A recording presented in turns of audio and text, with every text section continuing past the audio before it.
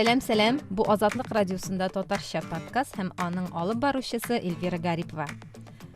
Без бүген мөслимәләрнең яулык ябу хокуклары һәм гомумән хатын-кызларның бу мәсьәләдә ирекләре турында сөйләшербез.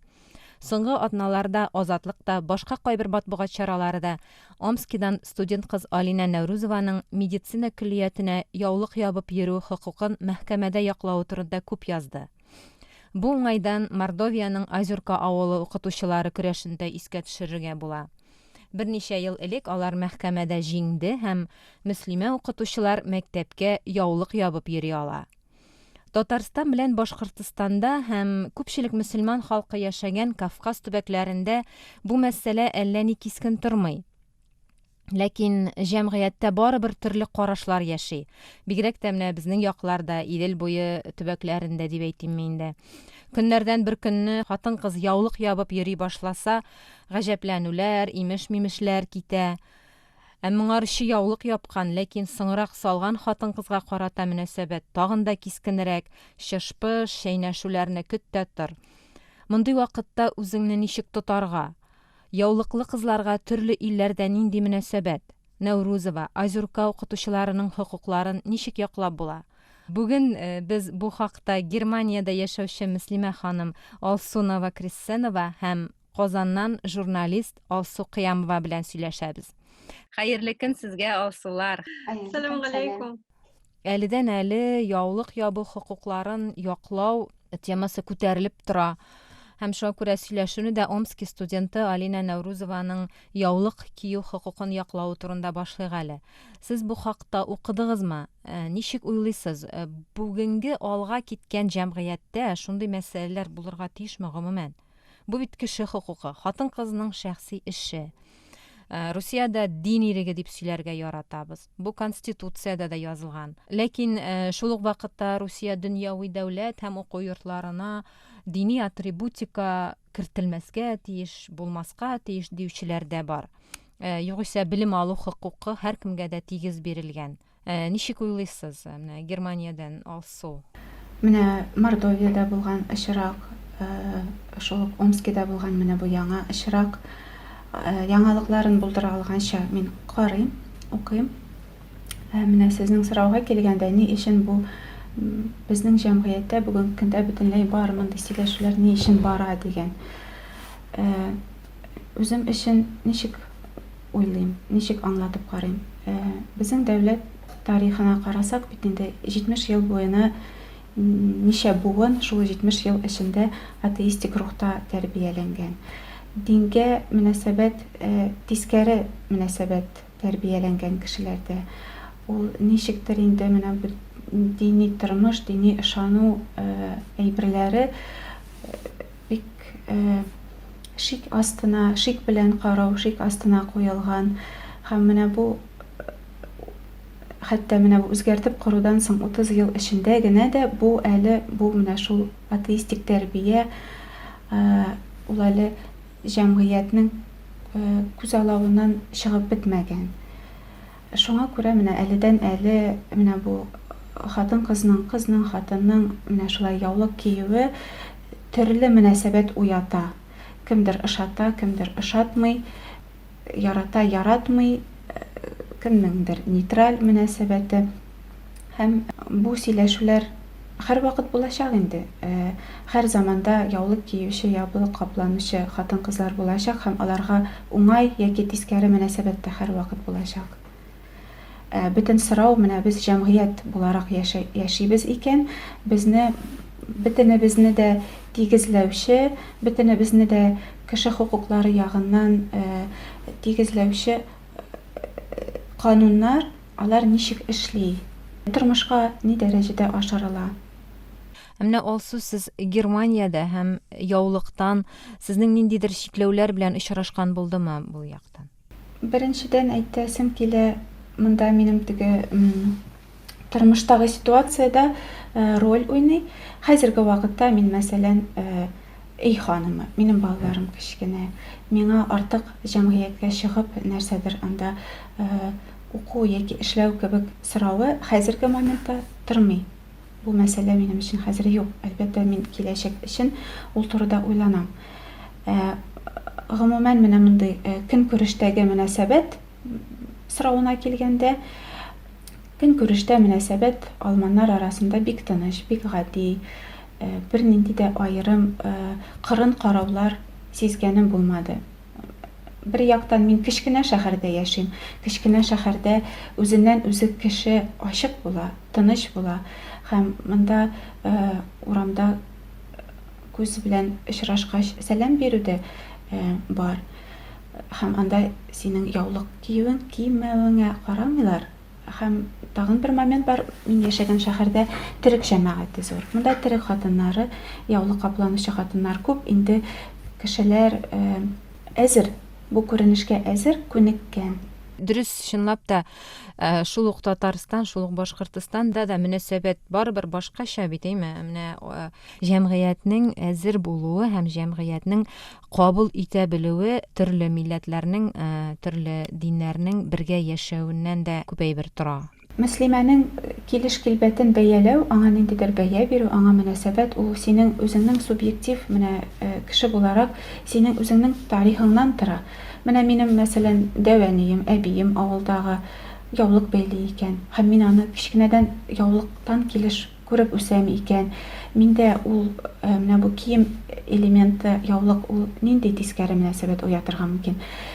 Һәм хәттәки әгәр мин аны берәр яшь хатында күрсәм дә, һәм миңа аның ничек киюе ошамаса да, ләкин миндә кием дигәндә аңлау булачак. Ни өчен ул аны эшли?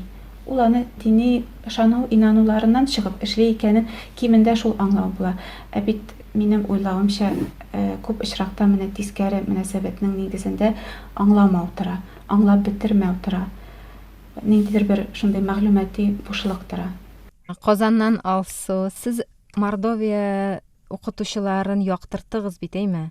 Әйе, шунда барган идек 2 тапкыр, әле дә исемдә ул чаклар. Ул вакытта да мин әле үзем дә яулык ябып йөри идем. Һәм бик тә кызганыч иде шул. Мәсьәләне күрергә, ул үзем өчен дә ниндидер шаккаттыргыч әйбер иде ул вакытта.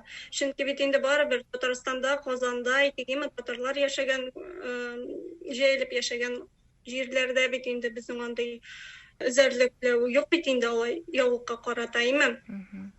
Шул вакытна анда барганда дөрестән дә бу мәсьәлә шаккаттыргыч иде минем өчен дә. Инде бер 4 ел элек булгандыр инде ул. 2016 елда ул бу әйбер башланды һәм шулай ук аны мөселман адвокатлары бик яхшы гына якладылар һәм җиңеп чыктылар дияргә мөмкин. Минем беләсезме нәрсә әйтәсем килә? Менә мондай очракларда име ул бит инде Наурызу белән генә шикләнми бу әйберләр, име бик күп яулык бәйләп йөрүче студентлар бар, име аларга теге нишәп яулык киеп йөрисең дип, име уку йортында салырга кирәк дигәннәре. Ул Наурыз гына түгел, башка чакларда да булгалады, моңарча да, име. Һәм миңа калса монда заманча эш итәргә кирәк. Хәзер бит инде психологлар бар. Менә адашым Алсу әйтеп китте, име. Ничек инде мин, мәсәлән, мин үстем икән шундый гаиләдә, минем әбием, дәвәнием, әнием дә яулыктан йөргән булса, мин дә шуны күреп үскән булып, име, яулык ябып йөри башладым дип әйтик, име. Һәм шуннан соң укуга баргач, миңа ул яулыгымны сал дияләр. Менә моны алар уйлыйлар, әйтик, уку йорты мөдирләре дип әйтик, име. Алар бит инде уйлыйлар моны атрибутика дип кенә. Менә монда миңа калса күбрәк психологларны да җәлеп итәргә кирәк. Чөнки психологик яктан моны аңлатырга тиешләр. Алар беренчедән әйтик шул уку йортының мөдиренә, име. Чөнки бу булай атрибутика гына булып тормый мөселман кызлары өчен. Яулык ул булай гына ябып йөрим, ул күбрәк ниндидер зуррак нәрсәне аңлата бит инде. Ул бит эчке дөнья, психология ягы бит. Менә бу эшкә миңа калса булай гына менә конституция бар, менә безнең уку йортының аерым бер кануннары бар дип кенә булай итеп эш ителмәячәк. Монда я бер як, я икенче як үз мәсьәләсен генә күтәрәчәк. Име монда килешер өчен бу мәсьәләне психологик яктан өйрәнеп аңлатырга кирәк. Шул ук мөдиргә дә, име һәм инде шул кызны да аңлаячаклар бу очракта. Монда беренче чиратта барыбер конституцияны аларның бу бит дөньяви дәүләт. Бу уку йорты дөньяви уку йорты һәм аның үз низамнамәләре, уставы бар дип әйтик инде. Ләкин ул уставлар конституциягә каршы килергә тиеш түгел һәм моңа шулай ук басым ясарга кирәк. Менә бу дөньяви, безнең дәүләтебез дөньяви, светский дигән төшенчәгә дә фикеремне әйтәсем килә. Светское государство, дөньяви дәүләт дигән сүз, ул бит бу дәүләттә бернинди дә дини тормыш булырга мөмкин түгел. Кешеләр үзләренең гыйбадәтләрен, дини булуларын күрсәтергә мөмкин түгел дигән сүз түгел. Алай булса, светский дөньяви белән атеистик дәүләт арасында тигезлек белгесе куярга мөмкин. Светское государство, дөньяви дәүләт, ул мине аңлаганча, ул бернинди дә дингә, бернинди дә конфессияга өстенлек бирмәүче дәүләт. Ләкин ул бөтен кешедә бер төрле киенә, бер төрле уйлый һәм бер төрле тормыш рәвеше алып бара дигән сүз түгел. Дөньявылык ул бөтен кешеләргә дә милләтенә, диненә карамастан бер тигез карау, беркемгә дә өстенлек бирмәү. Төшенчәне дә бутыйлар шул кайберәүләре, уйлыйлар светский диләр дә, аны дөрестән дә уйлыйлар, бу ниндидер менә диннән аерылган бер азат, әйе. Диннән азат, әйе. Дини күренешләр булырга мөмкин түгел, ниндидер бер чынбарлык дип Уйлап йөриләр инде, аңлаталар шулай. Бу Азатлык радиосында татарча подкаст һәм без бүген мөселманнарның яулык ябу иреге һәм хокуклары турында сөйләшәбез. Кунакларым Германиядан Алсу Новокресенова һәм Казаннан Алсу Кыямова. Менә әле без инде җәмгыять турында сөйләштек һәм хәзер гаилә турында сөйләшәсем килә. Күп кенә гаиләләрдә ата-аналар яулык ябуга каршы була. Германиядәге Алсу ханым, сез үз тарихыгызны сөйли аласызмы менә яулык ябу тарихын? Сез инде беләм дини гаиләдән, шулай да менә барыбер сезнең ниндидер ичке каршылыклар булдымы берәр кайчан? Бу бит әле менә бигрәк тә теге яшүсмер вакыттагы ниндидер үзгәрешләр дип әйтим. Мин яулыкны беренче тапкыр 12 яшендә кидем һәм инде дәвамлы рәвештә киям дип шулай итеп кидем. Мин кигәндә ул булайрак булды. Минем әнием дә ул вакытта, апам да яулык киючеләр иде һәм минем өчен алар үрнәк иде. Мин дә үземне яраткан кешеләрем, якын кешеләрем кебек күрдем киләчәктә. Шуңа күрә минем өчен менә яулык кию 12 яшьлек балага ул үзеннән үзе менә табигый иде. Мин дә шулай булачакмын дигән кебек. Һәм әлбәттә, сез әйткәнчә менә бу дини тәрбия шул уйга әлбәттә китерә. Мин яңа мәктәпкә күчтем, мин яңа класска, яңа сыйныфка инде яулык бәйләп килдем. Мин аны артка чиеп бәйләдем баштарак. Бу бит инде минем үземнең инициатива иде. Мин яулык белән барачакмын дидем. Әнинең сүзе хәтердә, ул әйтте, яулык ул уен әйбере түгел. Бер киеп, бер салып кына алай ярамый диде. Һәм шул менә шул идея белән мин яулык яба башладым. Аннары әлбәттә, сез инде конкрет сорадыгыз, яшүсмер чаклары, ул бит инде кешенең психологик яктан зур үзгәреш кичергән чагы. Һәм бу вакытта син үзеңнең башкалардан аерылып торуыңны кискенрәк сизә башлыйсың. Һәм менә бу сорау, нәрсә өчен мин бәйлим, минем максатым нинди дигән, ул туа. Шул сорау үзеңә үзең бирәсең. Ни өчен мин башкалардан аерылып торам дигән сорау. Һәм аны ничек атасаң да була? Бу эчке каршылык дип тә атасаң була, уйлану дип тә атасаң була, анализ дип тә атарга була. Ләкин менә хатын-кыз бала үзенә уйланып җавап бирә. Яки җавап бирергә тиеш дип әйтик инде. Менә хәзер ул артка карап ничектер нәрсәдер уйлау, чамалау, ул инде күп еллар үткәч бераз шартлы да булырга мөмкин, ләкин менә исемдә торганча мин ниндидер бер моментта мин аңладым, менә бу тышкы яктан минем рәвешем, яулык киеп йөрүем, мин аңа эчке ягымнан да туры килергә тиеш дигән. Мин эчке яктан да, тыштан мин бер төрле, эчемнән мин менә булай буласы иде, булай барасы иде бит башкалар кебек буласы иде дип кебек әйбер, ул кешене барыбер икегә бүлә бит инде. Син барыбер сайларга тиеш. Ул 16 яшьтәме, 22 яшьтәме сайлау ноктасы була ул. Һәм шунда да мин үземе өчен мин яулыгым белән менә капланган хатын-кыз буларак үсәсем, үзгәрәсем килә. Шәхес буларак менә яулыктан килеш формалашасым килә. Әйе, мин аны 16 яшь ул барбер инде кеше 16 яшь генә булса да уйлана торган чак һәм инде үзенә шундый җитди җаваплар бирә ала торган чак.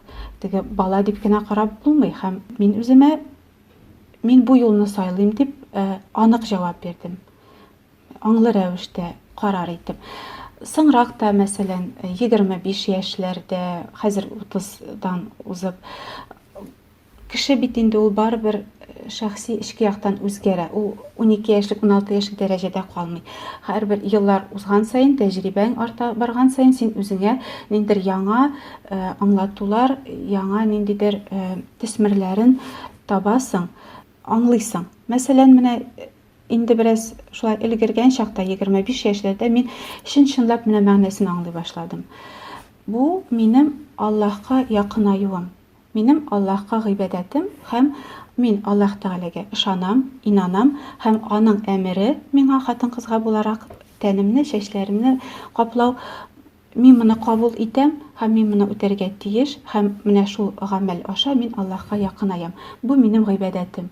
Бу хатын-кызларга гына бирелгән гыйбадәт төре.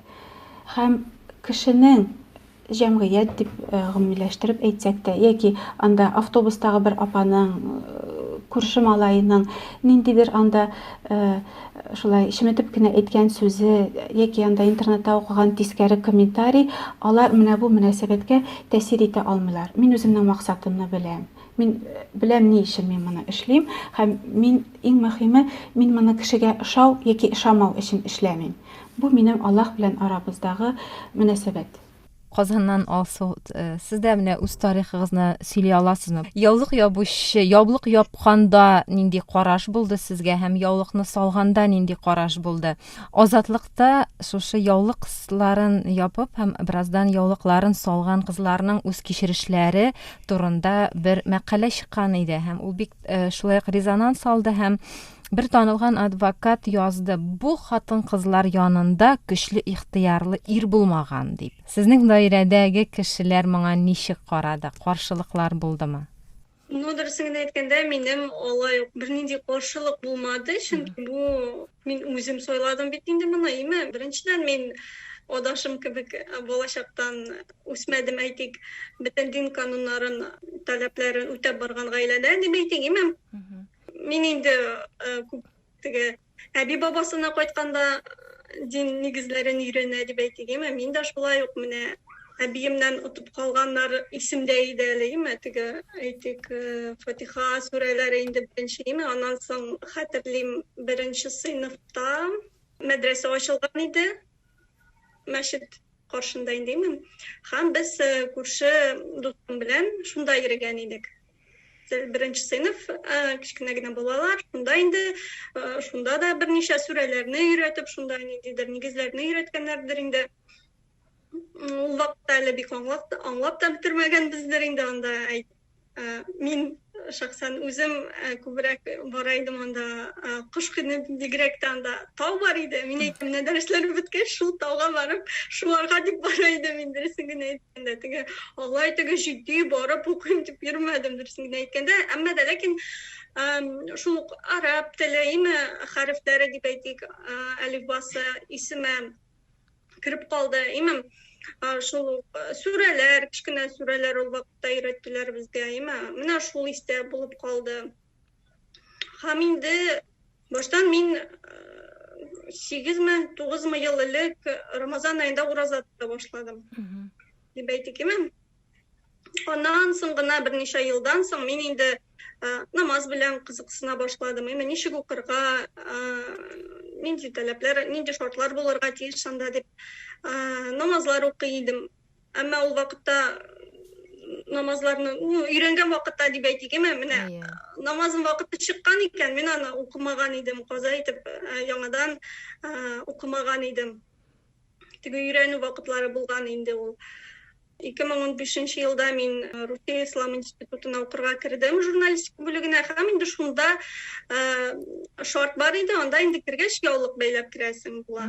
Һәм шул рабочая кирип китте инде ул минем шунда яулык бәйләүләрдә. Аннан соң мин гел яулыкны мин тюрбан итеп, матур итеп бәйли идем. Минем киемем дә ул каплы иде, ул теге артык сыланып иде, әмма ул күлмәк түгел иде. Миңа үземә алай ук озын күлмәкләрдән йөрергә миңа нишләп эчке дөньям микән, минем өчен ул ничектер туры килми иде. Мин гел менә шалбар киеп, өстемнән озынча күлмәк киеп, шулай йөри идем мин. Миңа әйтүчеләр дә булды кайвакыт, әле дә исемдә менә тәрбия буенча урынбасар инде ул хәзрәт дип әйтик, ул ниндидер күлмәкләр китергән булганнар инде институтка. Һәм ул миңа әйтә, алсы менә 3нче катта анда минем бүлмәдә күлмәкләр китерделәр. Ул инде минем тышкы кыяфәтемне күрептер инде теге бу гел шалбар күлмәкләрдән йөрми дип кенә уйлагандыр. Ничектер миңа акцент ясаган булып тоелган иде миңа. Үзең дә керде инде дуслар, кызларыңа да әйт инде, бәлки берәрсе ошар дип алырсың дип әйтәм. Ярый дип шулай итеп булган иде ул. Яулык кию инде бик гаиләмдә алай ук бернинди дә кискен карашлар тудырмады. Әтиәнем дә әйбәт кабул итте, туганнарым да әйбәт кабул итте. Әлбәттә, мин беренче институтка кергәч кенә, Россия Ислам институтына кергәч кенә, анда инде мин тырыштым. Ай ярым микән, bir ayda булмагандыр. Узын итәкләр алдым инде мин. Буны кияргә тырыштым мин, ничектер. Ул урынга эләккәч бит инде ничектер башкалардан аерылып тормыйсың. Яулык бәйләп киләсең бит инде. Әмма мин барыбер әйтәм, менә эчке дөньям кабул итмәде. Мин гомумән яратмыйм менә. Миңа җиңел шалбар киде, өстән теге сыланып тормаган. Шалбарларым да минем сыланып тормый, күлмәкләрем дә, өстән кигән күлмәкләрем дә сыланып тормый. Мин аны хәзер дә яулыкны салганнан соң да мин аны минем өчен ничектер теге кыска итәк кию яисә күкрәгемне күрсәтеп йөртү минем өчен ничектер инде ул табигый түгел. Мин куркам анардан. Дөрестән дә минем әгәр җил белән ачылып китсә бер әҗрем, мин тиз аны капларга тырышам, анысы бар. Һәм инде шул бер ай йөреп, шулай итәк киеп, мин инде аңладым, юк, итәк кию ничектер миңа туры килми. Дөрестән дә менә эчке дөньям кабул итмәде дип әйтик. Мин намазларымны да укыдым, яулыкта бәйләп йөридем шунда, әмма шул инде кием минем үз стилем булды дип әйтик. Менә бу теге стилгә килгәндә татарлар арасында бу темага тагын бер кызыклы гына караш яшәп килә бит ул. Имеш, безнең әбиләребез яулыкны булай итеп бәйләмәгән. Бу гарәп илләреннән кергән, көчләп тагылган күренеш диләр, Шул ук вакытта галимнәр ислам диненең татар хатын-кызларының киеменә бик зур тәэсир иткәнен исбатлап килә. Бүгенге теге күпчелек татар бию костюмнары ул советлар чорыннан калган иш инде. Бәби итәкле, тездән бераз гына астарак күлмәк, камзул кыска гына, кичкенә калфак яки яулыкны артка чөеп бәйләү.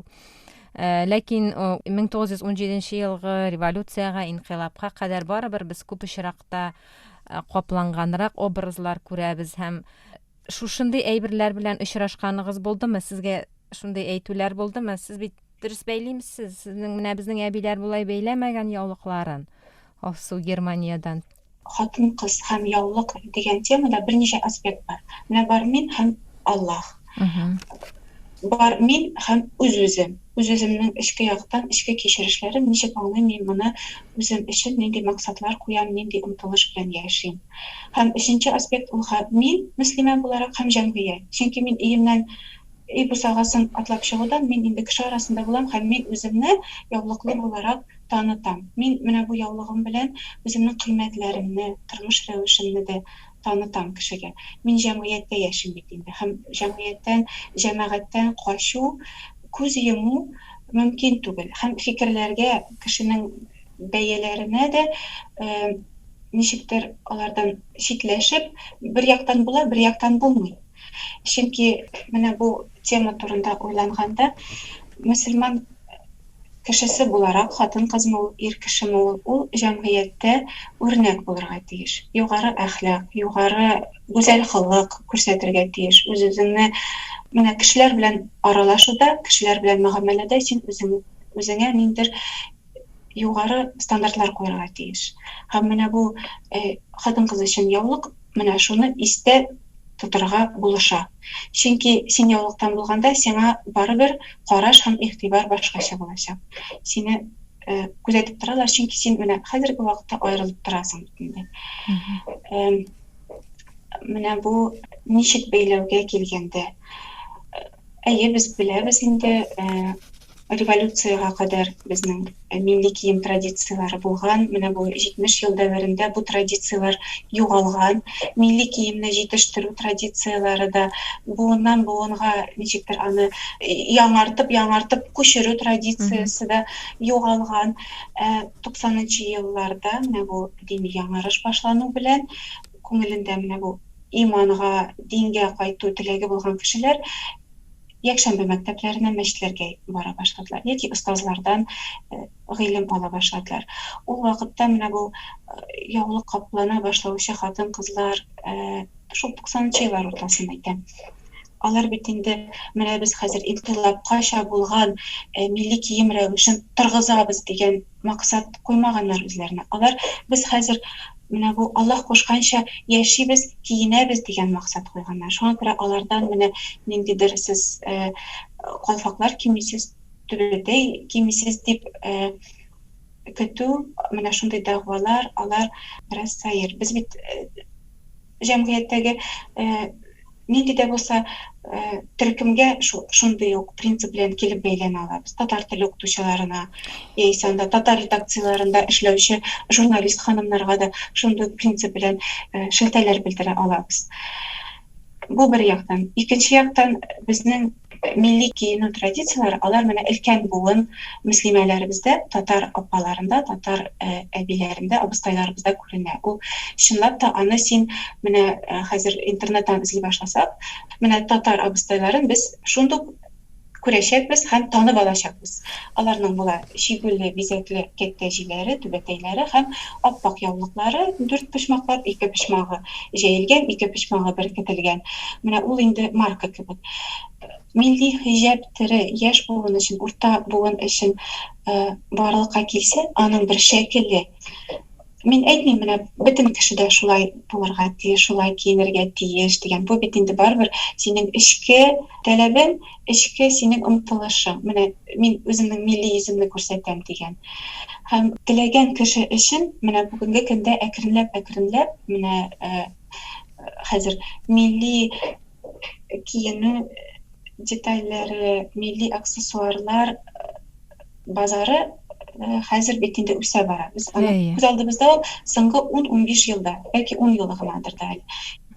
Һәм теләгән мөслимәләр аны үзләренең менә киенү рәвешләренә истәячәкләр, алачаклар. Баштарак әйтеп үткән фикеремә кайтам. Без җәмгыятьтә булгач, без җәмгыятьнең безне ничек кабул итүендә безнең өлешебез бар.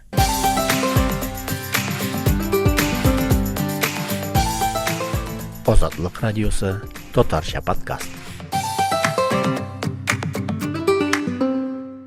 Хатын-кыз яулык ябамы, япмыймы, бала табамы, тапмыймы, эшкә йөриме, йөрмиме, бу аның шәхси эше, иреге, хокукы. Ләкин дөрес әйтәсез, без җәмгыятьтән тыш яши алмыйбыз.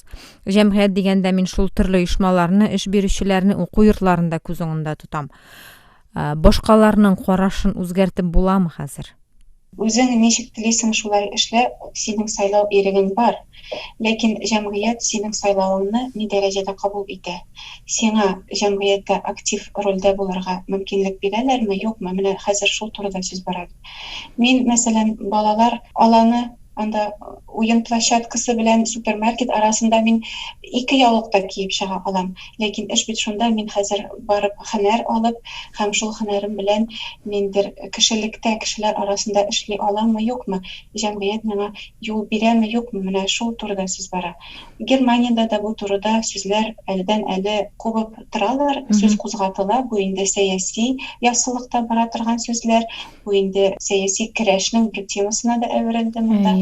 Һәм монда бөтен эш менә бу хатын-кыздагы менә бу кием каплану, кием элементыны нәрсә дип шәрехләү, нинди трактовка бирү.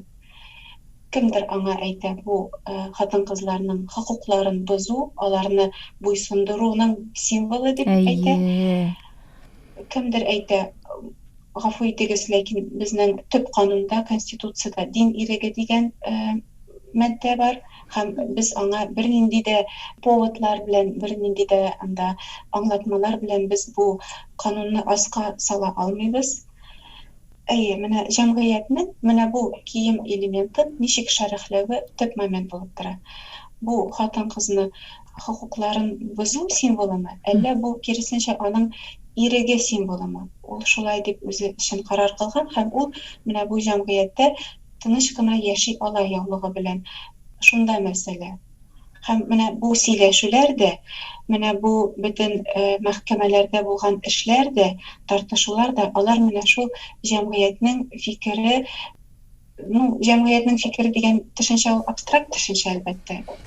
Ләкин гомумән менә җәмәгать буларак ничек карыйбыз без? Без конституцияга өстенлек бирәбез. Әллә без менә җәмгыятьтәге айрым кешеләрнең субъектив бәяләмәләренә өстенлек бирәбез дигән сайлау хәзер.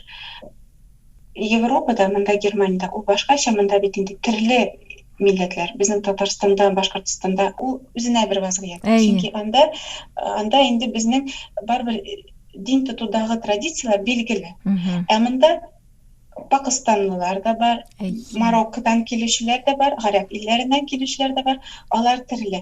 Һәм менә монда инде яңа төсмерләр өстәлә. Татарстанда ул нишләп сез безнең әбиләр кебек киенмисез дигән дәгъва булырга мөмкин. Ә монда инде ул сез хатыннарыгызны аларның хокукларына каршы ничектер буйсындырасыз дигән төсмерләр алына сөйләшүдә. Һәм монда шуңа күрә әлеге дә баягы менә бу нәрсә символы бу? Бу хатын-кызның иреге символымы? Яисә бу хатын-кызны ничектер җәберләү, кысырыклау символымы дигән сайлау килеп тора. Ләкин менә соңгы фикеремне генә әйтәм. Төрле очраклар булырга мөмкин, төрле ситуация, төрле гаиләдә, төрле кичкенә генә җәмәгатьчелекләрдә төрле ситуация һәм караш булырга мөмкин. Хатын-кызларны менә бу яулык бәйләү, тәннәрен каплауга да ирексезләү юк дип әйтеп булмый. Менә җәмгыять, Россия җәмгыятеме ул, яки Германия җәмгыятеме ул, моңа нәрсә эшли ала? Просто дип әйтим инде, просто хатын-кызга яулык киене тыю. Менә ул чынлап та бу ниндидер булган проблемаларны чишәмесең? Бәлки ул bir яктан син менә бу хатын-кызларның хокукларын яклап дигәндәй, син бит башка хатын-кызлар, башка бер төркем мөслимәләрнең хокукларын бозасың булып чыга. Бәлки менә бу чынлап та ниндидер очракларда кысрыкланган хатын-кызларны, ирексезләнгән хатын-кызларны аларга булышу өчен башка юллар бардыр. Бәлки бераз гына сизгеррәк гамәл кылырга кирәктер дәүләткә дип әйтәсем килә. Бөтенесен дә бер тоташтан барыгызга да тыябыз, берегезгә дә рөхсәт бирмибез дип кенә андый ысул, андый юл безнең җәмгыятьтә менә күп динле, күп милләтле һәм демократик җәмгыятьтә ул мөмкинме? Мәхкәмәләрнең файдасы бар дип уйлыйсызмы? Чөнки һәр шундый мәхкәмә җәмгыятьне икегә бүлә. Шул кирәк аларга устав каршында барысы да тигез, дресс-код юкка гына уйлап чыгарылмаган дигән фикерләр яңгырый башлый. Икенче яктан яулык ябучыларны яклаучылар күтәрелә. Һәм кайбер чакта каршы фикерләр күбрәк тә була һәм бу яулык ябучыларга тагын да ныграк зыян салмыймы? Бу аның шәхси эше, мәхкәмәгә барумы, бармаумы, һәм барса да бармаса, без ничектер, мин шәхсән бәяләмә бирмим, ләкин ул бит үзе өчен көрәшкән чакта, шул ук вакытта башка мөслимәләр өчен дә көрәшә дигән сүз. 2003 елда, 17 ел элек була инде, бер төркем мөслимәләр һәм безнең менә бүгенге көндә паспортыбызга яулык киеп капланып төшү без өчен көрәште. Һәм менә бүгенге көндә бездә бу хокук бар. Православ хатыннарында бу хокук юк. Чөнки православ хатыннары да иргә чыкканнары, дини булганнары, алар чәчләрен капларга тиеш, капларга тырышалар.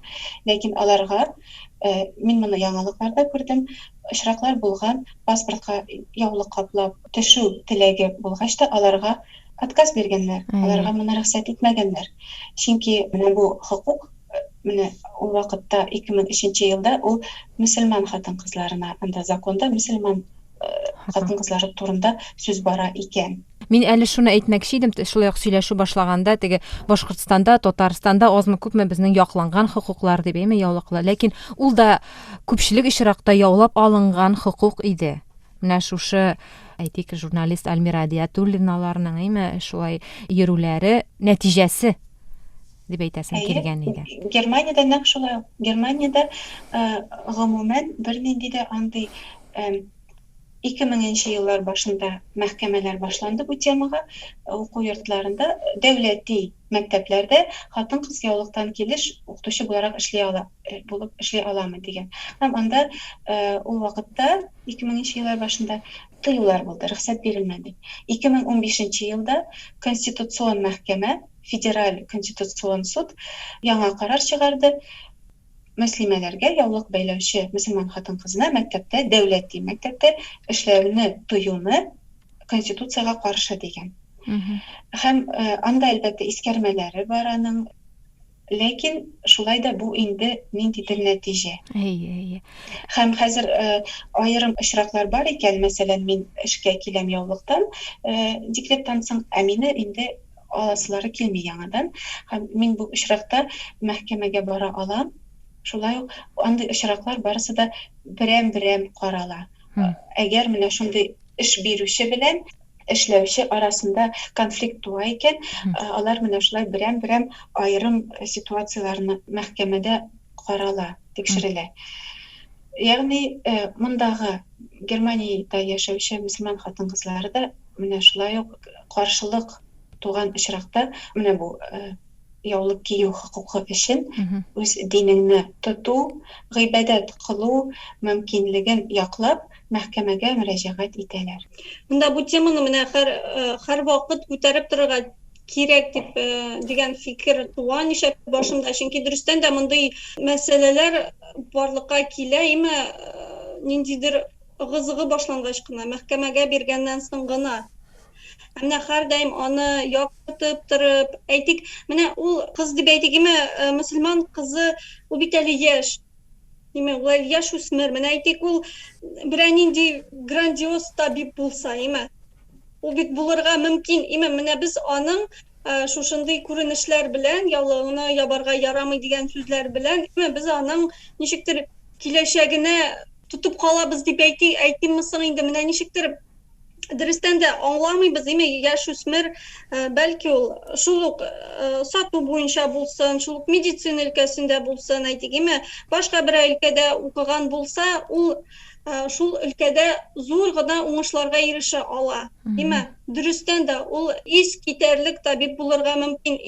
Башкаларның хәленнән килмәсә, бәлки аннан килер дип әйтик, бу мондый мәсьәләләр белән менә яулыгыңны сал дип әйтүләр белән без аңа ничектер киртә куябыз. Синең фикереңә өстәп кенә әйтәсем килә, менә бу белем алу беренчедән, һәм шул белемең белән, һөнәрең белән аннары һөнәри яктан үсү, һәм алсу син әйткәнчә үрнәк булу. Моның өчен бит әле мөмкинлек булырга тиеш. Һәм без шул турыда сөйләшәбез дә. Бармы мөмкинлек, юкмы? Менә Омскида Алина өчен бармы бу мөмкинлек? Бирәләр маңа. Мин дә килешәм. Менә эшләүче, һөнәр алган мөслимәнең статусы югарырак була. Ул гомумән эшләү, һөнәрле булу, ул бит аңлата, син бу җәмгыятькә үз эшең, хезмәтең белән өлешеңне кертәсең дигән сүз. Һәм бу мөслимәнең, яулыклы хатын-кызның статусын да күтәрә. Ул инде аны ниндидер анда балалар белән генә мәш килүче бер ханымы дәрәҗәсеннән күтәрә. Һәм менә шушы мөмкинлек минем очрагымда, әлхәмдүлилләh, минем бу мөмкинлек, мин яшәгән җирдә, минем туган ягымда, минем бу мөмкинлегем булды. Мин югары уку йортында укыдым, эшли алдым Татарстанда. Монда килгәч тә мин эшләп алдым. Беркемгә дә яулык киртә булмады. Ләкин минем мөмкинлегем булды. Менә шул турыда үрнәкләр булса, менә шундый яркий, ниндидер матур үрнәкләр булса, җәмгыятьнең карашы, тискәре карашы ул үзгәрергә мөмкин. Ләкин сүз бара менә бу мөмкинлекне бирү яки бирмәү турында. Нигезләр булу, шартлар булу шушы мөслимәләрнең үсүенә, шәхес буларак үсүенә һәм һөнәр осталары буларак, һөнәр кешеләре буларак үсүенә. Зур рәхмәт сезгә, кызлар, сөйләшергә килүегез өчен. Бик җылы һәм бик мөһим сөйләшү булды дип саныйм мин моны. Рәхмәт. Сиңа бик зур рәхмәт, Эльвира, рәхмәт әңгәмә. Дәшебезгә Алсуга Германиядән күп кенә сәламнәр анда бездән. Исән сау булыгыз. Исән сау булыгыз. Бу Азатлык радиосының татарча подкасты һәм аның алып баручысы Эльвира Гарипова булды. Безнең подкастларны сез Азатлык.org сайтында, Азатлыкның социаль челтәрләрдәге бөтен аккаунтларында һәм шулай ук Яндекс.Музыка, SoundCloud платформаларында тыңлый аласыз.